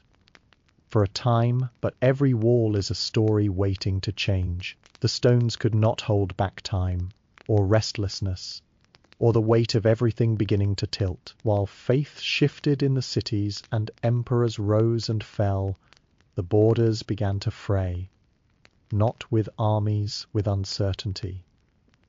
With silence that lasted too long, the wall still stands, weathered and broken. Its purpose long gone, but in its bones lies a truth. The empire tried not to speak aloud, that every boundary, no matter how high or wide, is only ever temporary. And the edge of the world is never where we think it is. The wall in the north had marked the edge, but it was never just the wilderness pressing in. The pressure came from within, slow and constant like water beneath stone. Rome had become too large, too complex, too burdened by its own weight. Its borders, the provinces, did not speak with one voice. The armies did not march with one rhythm. Even the emperors, once rare and singular, began to multiply. At first, it was a solution, a way to manage the impossible. One man could not govern from the Atlantic to the Euphrates, from the Rhine to the Nile. So another was appointed. Then another tetrarchy, they called it, a rule of 4. Not chaos, not collapse, but division by design. Emperors of the East, emperors of the West, each holding a piece of the Roman world, each swearing loyalty to the same name. It was meant to restore balance. Instead, it revealed how far things had drifted. The East had wealth, trade, cities that hummed with life. Alexandria, Antioch, Byzantium, places that knew the old gods but were already learning the names of new ones. Greek was spoken more than Latin. Gold flowed more easily. And when the center cracked, the East held its shape longer. The West was older, rougher, worn down by war and drought and memory. It still carried the symbols of Rome, the Senate, the old titles, the stories carved in stone, but the heartbeat grew faint. Gaul and Hispania felt distant. Britain strained to hold. The Germanic tribes beyond the rivers pushed harder, testing the borders not with sudden invasions, but with years of pressure, raids, migrations. They didn't always come to conquer. Sometimes they came to stay. The split wasn't loud. It wasn't a moment anyone could point to and say, "Here." Here is when Rome became 2. It happened the way ice cracks on a frozen lake, first beneath the surface, then suddenly everywhere. There were still coins bearing the same empire, still ceremonies honoring the same tradition. but one half looked toward the sunrise, and the other tried not to look back. The emperors shifted, changed, declared, were forgotten. Some ruled for years, others for weeks. Civil war became background noise. Legions fought legions. Generals crowned themselves. The city of Rome, once the beating heart, began to fade into a kind of sacred irrelevance. It still held power, but no longer commanded it. And then one emperor built a new capital far to the east, on the edge of the Bosphorus, a place where old myths and new ambitions met. He called it Nova Roma, but it would become something else, Constantinople. And with it, the East drew its own breath. The empire was not yet dead, but it no longer stood whole. It had split. Not with anger, with distance. As Rome split itself in two, the world beyond its borders kept breathing. To the west and north, across forests that stretched farther than any map could tame, past rivers without names in Latin, there lived those Rome had always called barbarians. A word spoken with certainty, with distance, with the belief that civilization had walls, and that anything outside those walls was wild, crude, less. But the line between Roman and not was never as clean as the empire had hoped. The so-called barbarians did not wait in stillness. They watched, they moved, and they remembered. They were not one people, not one tribe. The names changed with the seasons: Goths, Vandals, Franks, Alans, Saxons. Some rode horses across wide plains. Some farmed in quiet valleys.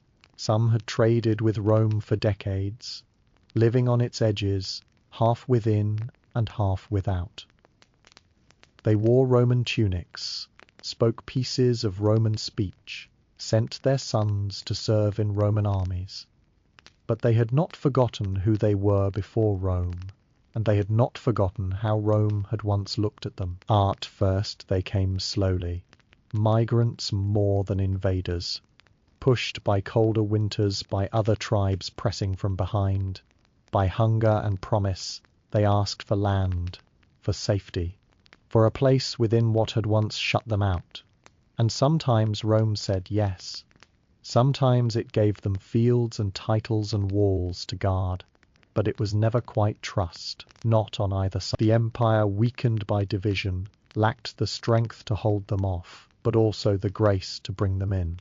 It offered citizenship with one hand, suspicion with the other. The borders that once stood firm now bent like reed in wind, and into those bending spaces came movement. Not an army at first, a migration, a long, slow drift of people, pushing gently at the edges until the edges forgot they had once been strong. Among them rose leaders, some brutal, some brilliant. Alaric, king of the Visigoths, had once served Rome, had fought for it, had honoured it until it failed to honour him, until promises turned hollow and respect became memory. He marched on Rome not as a stranger, but as a man who had seen its walls from the inside and knew what they meant. In 410, the unimaginable happened. Rome fell. Not burned to ashes, not wiped away, but entered, breached, pillaged by those once kept at its gates. The shock rippled across the known world. Rome had always been the city that stood, eternal in stone, unbroken in name. And now its streets echoed with foreign footfalls, its treasures scattered, its silence shattered. The barbarians had waited, not out of patience, out of inevitability. They had learned Rome's rhythms, its weaknesses, its pride. And when they stepped through the gates, it wasn't as outsiders. It was as the future Rome could no longer stop. For centuries, the idea of Rome had stood taller than the city itself.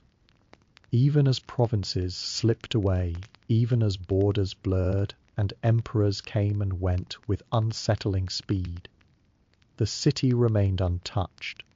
not just in stone, but in certainty. Rome was not just a place. It was an illusion made solid, a myth that even the enemies who surrounded it seemed to agree, circling its edges without daring to strike.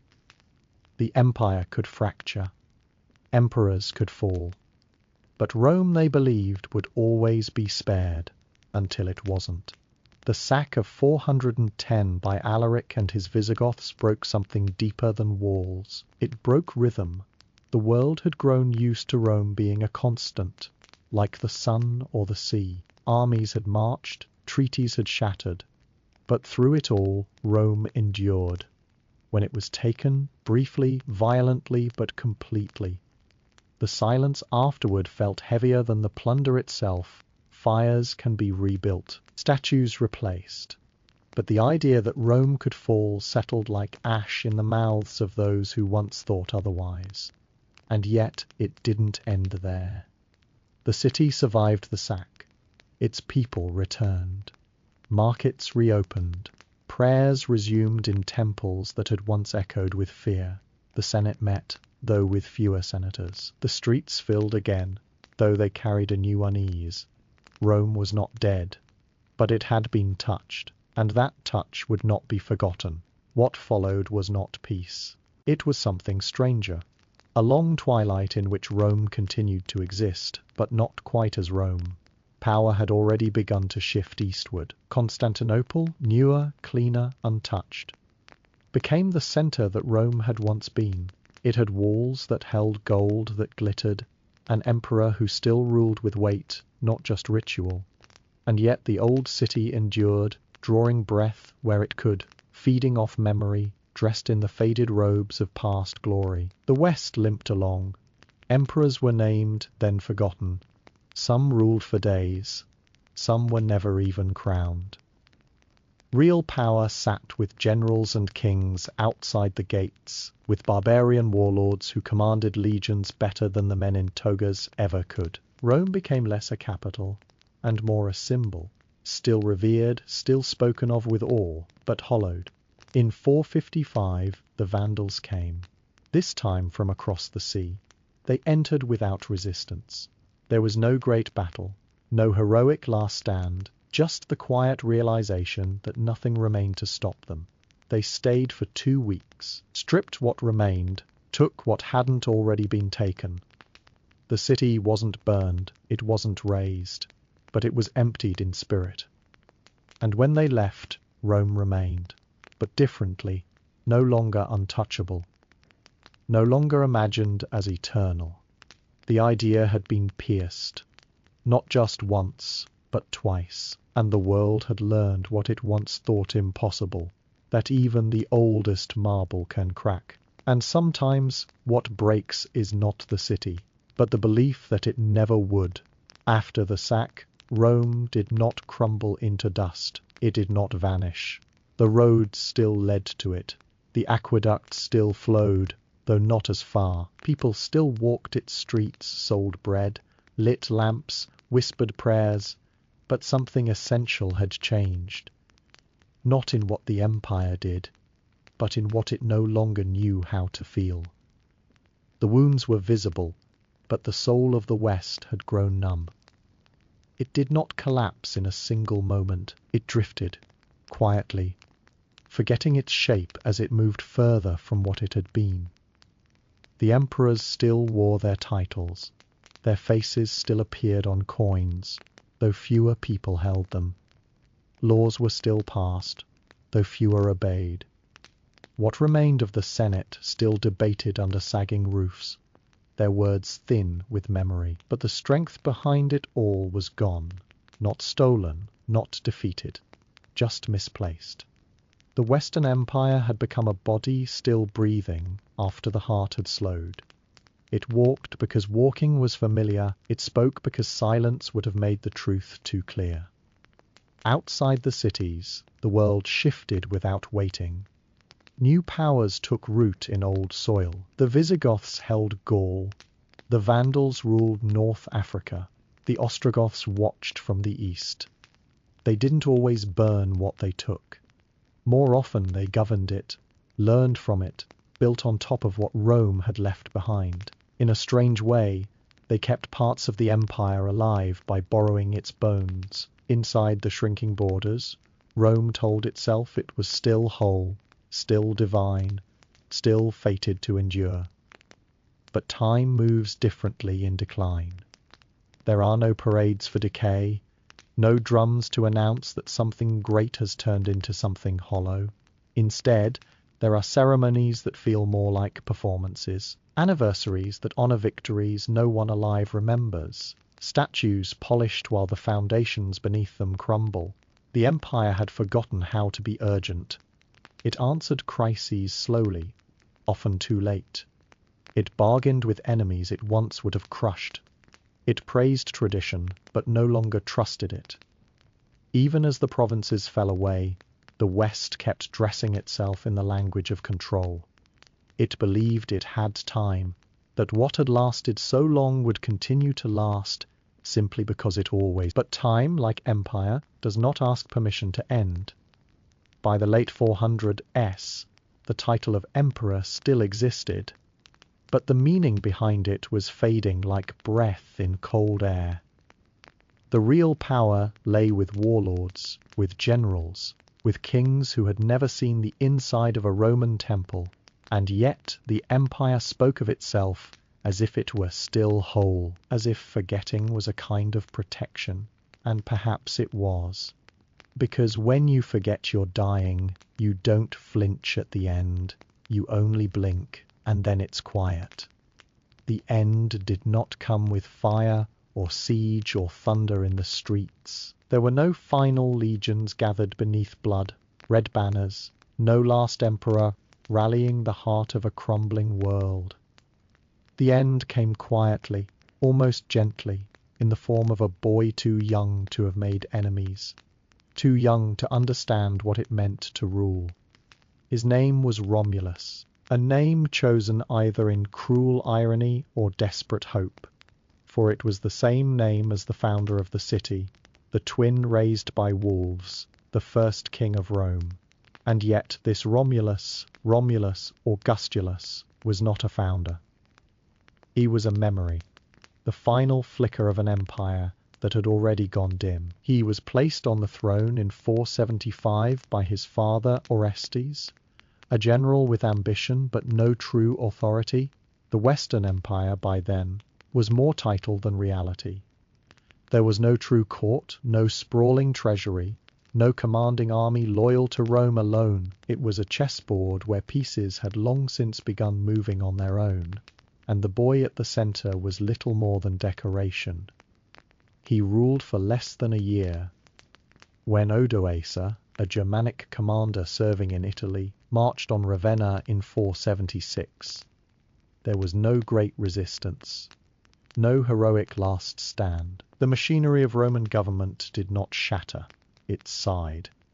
Orestes was captured and killed, and Romulus, the last emperor of the West, was spared, not out of mercy, but irrelevance. He was too young, too harmless, too far removed from the weight of the title he had been given. Odoacer sent him into quiet exile, gave him a pension, and let him fade into the hills near Naples. The boy disappeared, not into history, but into silence. There were no riots in Rome, no mourning. The people had already been ruled by outsiders for years. They had stopped looking toward emperors for guidance, and began listening to generals, to bishops, to anyone who could keep the streets calm and the grain flowing. When the title was sent east to the emperor in Constantinople, no one reached to take it back. The West had let go, not in defeat, but in fatigue. And so the empire ended, not with collapse, but with surrender by absence. It had lasted for over 1,000 years. It had shaped continents, built roads that outlived its creators, spread laws, languages, ideas, and wounds that still echo. But in the end, it placed a crown on a boy's head and watched the sun set. Romulus Augustulus vanished. The West became a tapestry of kingdoms, fragments, and fading borders. And Rome, the city, remained, haunted not by what it had lost, but by what it once believed it would never lose. There was no final speech, no triumph, no ashes, only a child stepping down from a throne that no longer cast a shadow. When Romulus Augustulus disappeared into the quiet hills of Campania, the curtain did not fall.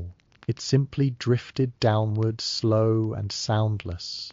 The empire had ended, not in the collapse of a city, but in the withdrawal of an idea. And yet, long after the last Western emperor set aside his diadem, the empire lingered, not in armies, not in palaces, but in things so woven into the world that no one noticed them changing. Rome had vanished as a government, but it remained as memory. The roads still stretched across the land, stone veins leading nowhere and everywhere. Merchants still walked them, as they had for centuries, trading not only goods but words. Latin, broken and reshaped, lived on the tongues of peasants and priests. It began to fragment, curling into French, Spanish, Italian, languages born from the breath of empire, reshaped by time and need. Even the old laws did not disappear. They were copied, taught, quoted, even as the emperors who signed them were forgotten. The church, once a flicker on the edge of power, became its heir. Bishops filled the void where senators had once stood. Monasteries preserved what the cities had let go. Scripture mingled with philosophy, saints replaced heroes. And in candlelit rooms lined with parchment, the wisdom of Cicero, of Virgil, of Augustine was copied by hands that did not always understand what they saved. In the East, the empire still breathed under a different sky. Constantinople did not fall with Rome. It strengthened. It carried the name Roman for centuries longer, building cathedrals where temples had once stood, speaking Greek with Latin memory. It would call itself the Empire long after the world stopped believing it. But in the West, what survived was quieter. Rural farms where families worked the same land their ancestors had under Roman rule, not knowing the empire had died. Ruined villas where mosaics faded beneath ivy, still showing the faces of gods no one prayed to anymore. Aqueducts dry, but still standing. The rhythm of Roman life did not end. It diluted, it whispered. Even the idea of rule, of order, of the imperium, endured kings who had never seen Rome, still claimed its legacy. Charlemagne would rise and call himself emperor, not to rebuild the old empire, but to borrow its name, because names still carried power. And no name carried more than Rome. The marble cracked, the banners fell, the statues wore moss-like cloaks, but the shape of Rome remained, like footsteps in hardened earth, no longer fresh, no longer leading forward, but still visible. Still there, empires die, but not all at once. Some dissolve into memory, into myth, into the everyday gestures of people who do not realize they are still walking through the shadows of giants. Rome ended, but what survived was everything that made the ending feel like it had never fully come. Rome was gone, but it did not know how to stay buried. Even in ruin, it reached forward. The empire had been a body, and like all bodies, it decayed. But from its bones, new shapes were built. In the fields, peasants still ploughed furrows laid out under Roman surveyors. In forgotten corners of old cities, people prayed in churches that stood on the foundations of temples. Time moved forward, but the ground beneath it still echoed with old instructions. Rome had become a ghost, but not the kind that fades, the kind that lingers in structures, in stories, in the way people understood who they were supposed to be. Centuries passed. The Western Empire remained broken, scattered into kingdoms that spoke with different voices, but looked back at the same shadow in dusty halls and echoing cloisters. Monks copied Roman law, not because it was useful, but because it was old, because it had once held a world together. Charlemagne crowned himself emperor in a cold cathedral in the year 800, not to reclaim Rome's borders, but to claim its memory. He wore Roman symbols and spoke of Roman strength, even as his kingdom barely resembled the one he tried to mimic. It didn't matter. He didn't need the substance. He needed the silhouette. The idea of Rome became a tool, a crown, a sword with no edge but great weight. Later rulers would do the same. The Holy Roman Empire would rise in the German lands, a title that borrowed two words full of meaning and placed them on shoulders that could barely hold them. It lasted for centuries, though Voltaire would famously say it was neither holy nor Roman nor an empire. But the name endured, because the name had gravity, even as cities burned, as plague swept through Europe, as maps changed with every passing century. The Roman past remained a mirror. Not always clear, not always honest, but always present. Universities taught Cicero alongside scripture. Architects built arches that reached toward a memory of triumph. Soldiers studied old campaigns as if reading the future in the past. Rome had become a language, one that no longer needed speakers, only listeners. In the East, the Byzantine Empire carried on, calling itself Roman until its last breath in 1453. When Constantinople fell, it was not just a city that died, it was the final ember of a name that had once lit. But even then, something stirred again. The Russian Tsars called themselves the new heirs of Rome. Moscow, they claimed, was the third Rome, because the first had fallen, the second had died. But the idea refused to sleep. Rome's afterlife was not a single thread. It was 1,000 fibers tangled into the cloth of Europe, of law, of power, of pride. The empire ended, but it never truly left the room. Even after the empire dissolved into stories, the city itself remained scarred, quiet, but upright. Rome had once ruled the world, now it ruled only its ruins. And yet those ruins never emptied. The streets still carried footsteps. Pilgrims came, then traders, then scholars, then kings. Not for conquest, not for power, but for the weight of standing in a place that had once shaped time itself. The marble was broken, the aqueducts dry. But to walk beneath a Roman arch, to pass through the Forum, to see the shell of the Colosseum in the evening light, these things spoke louder than any crown. The city had become a relic, but it breathed like a relic that still remembered. Temples had been turned into churches, statues had been buried, then unearthed, then wondered at. Every stone seemed to hold a memory no one fully understood, and for those who came later, that mystery was enough. They built new things atop the old. They carved new walls from older ones, sometimes not out of reverence, but out of necessity. The past was not always honored. Sometimes it was stolen, but even theft carries acknowledgement. The popes came not as emperors, but as inheritors, not of Rome's armies, but its stage. The church settled into the ruins, lit candles where altars once stood to Jupiter, spoke of salvation where once tribunes had shouted. Slowly, Rome became a city of faith instead of empire. It was not a return to glory. It was something different, softer, more patient. And still, the bones of the old city held steady beneath the weight of all that had come after. The Renaissance brought another kind of return. Artists, thinkers, poets looked at the broken columns and saw more than decay. They saw the outline of something vast, something beautiful, something human. They sketched ruins in detail. They studied the folds in Tugus, the curve of an arch, the tilt of a senator's brow in crumbling stone. Rome became not only a memory, but a muse.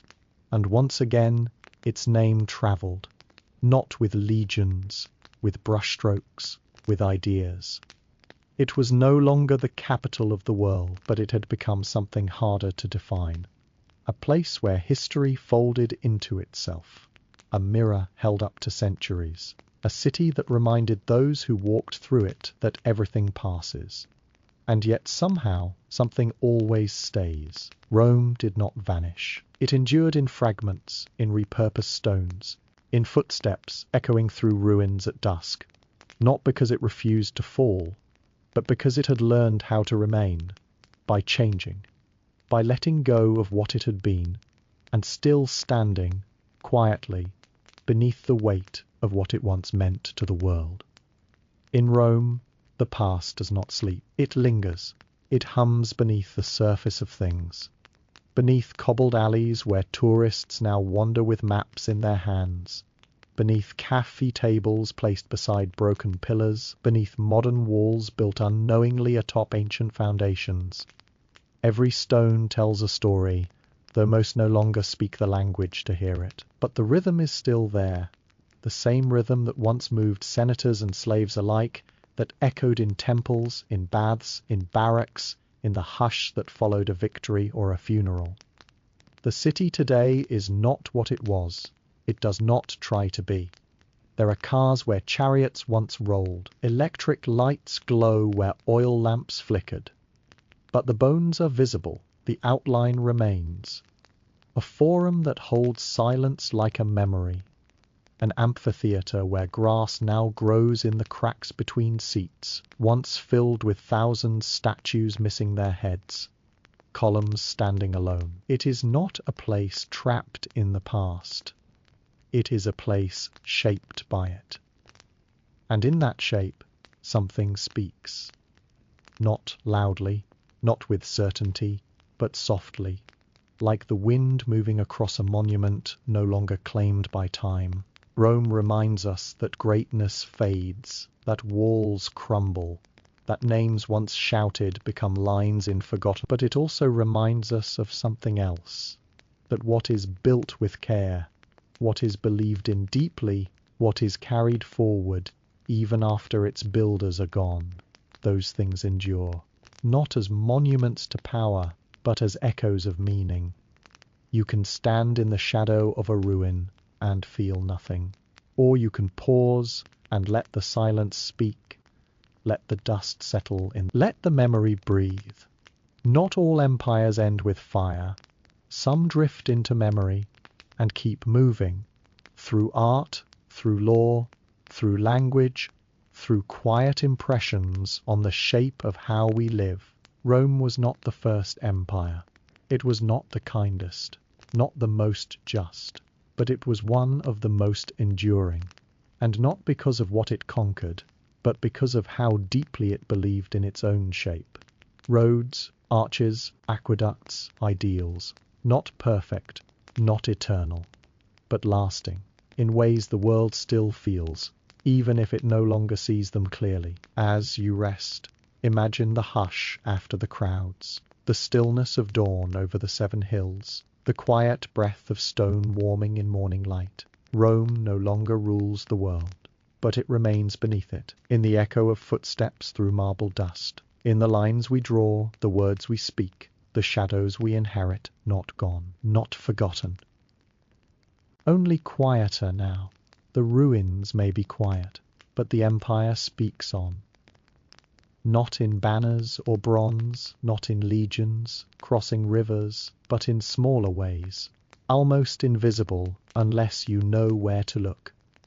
In the curve of a dome, in the silence that follows the word Senate, in the strange familiarity of a legal phrase written in Latin on a courthouse wall. Rome has passed into memory, but memory does not mean absence. It means presence shaped by time. In cities far from the Tiber, its influence still moves like a shadow just behind the sun. Capitals planned in straight lines, republics drawn from old Roman principles, calendars marked with names once spoken under Caesar's sky. The months carry their echoes, January for Janus, March for Mars, July for Julius, August for Augustus. Even when we forget why we say the names, we still say them.